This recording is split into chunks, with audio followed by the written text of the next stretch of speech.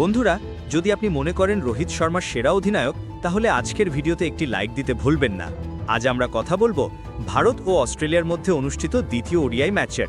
এই রোমাঞ্চকর ম্যাচে ভারতের তরুণ দল অস্ট্রেলিয়ার কাছে পরাজিত হয়েছে। এই হার ভারতীয় দল এবং বিশেষ করে তরুণ অধিনায়ক শুভমান গিলকে অনেক বেশি হতাশ করেছে। ম্যাচ শেষে ড্রেসিং রুমে দেখা যায় শুভমানের চোখে জল। তিনি তা আটকাতে পারলেন না, কিন্তু পরবর্তী সংবাদ সম্মেলনে তিনি যা বললেন তা শুনে পুরো ক্রিকেট বিশ্ব অবাক হয়ে গেল। চলুন দেরি না করে দেখা যাক শুভমান গিল কি বললেন। তবে তার আগিয়ে আপনাদের কি মনে হয়, রোহিত শর্মা ও শুভমান গিলের মধ্যে সবথেকে সেরা ক্যাপ্টেনকে? কমেন্ট করে জানাতে ভুলবেন না। শুভমান গিল বলেন, আমরা সব চেষ্টা করেছি, কিন্তু আজ আমাদের দিন ছিল না।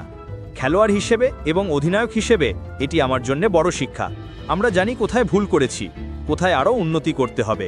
এমন হার অবশ্যই কষ্টদায়ক, কিন্তু এটি আমাদের শক্তিশালী করবে। আমরা আমাদের ফ্যানদের জন্যে এবং দেশের জন্য ফিরে আসব আরও শক্তিশালী হয়ে। তিনি আরও যোগ করেন, দলের প্রত্যেকেই অনেক মনোবল দিয়ে লড়েছে। আমি শুধু চাই আমাদের সমর্থকরা আমাদের বিশ্বাস হারাবেন না।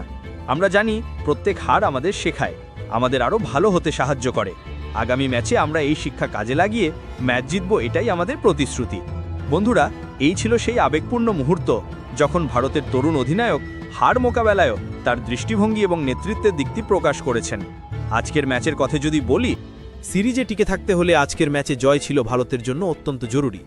টসে জিতে অস্ট্রেলিয়ার অধিনায়ক মিচেল মার্শ ভারতকে প্রথমে ব্যাটিংয়ে পাঠান, কিন্তু শুরুটা একেবারেই ভালো হয়নি ব্লু ব্রিগেডদের। ওপেনার শুভমান গিল মাত্র 9 রান করে আউট হন, আর বিরাট কোহলি 0 রানে এলবিডব্লিউ হয়ে মাঠ ছাড়েন। কিন্তু বিপর্যয়ের মাঝেও রোহিত শর্মা লড়াই ফিরিয়ে আনেন। তিনি 97 বলে 73 রান করেন, 2টি 6 এবং 7টি 4 মারেন। তার সঙ্গে শ্রেয়স আইয়ার জুটি বেঁধে 118 রানের গুরুত্বপূর্ণ পার্টনারশিপ গড়ে তোলেন। আইয়ারও 77 বলে 61 রান করেন, কিন্তু মিডল অর্ডারে কেএল রাহুল, ওয়াশিংটন সুন্দর এবং নীতিশ রেড্ডি ভরসা দিতে পারেননি। শেষ দিকে অক্ষর প্যাটেল 41 বলে 41 রান করেন এবং হর্ষিত রানা মাত্র 18 বলে 24 রান করে অপরাজিত থাকেন, যাতে দল 264 রানে ইনিংস শেষ করতে পারে।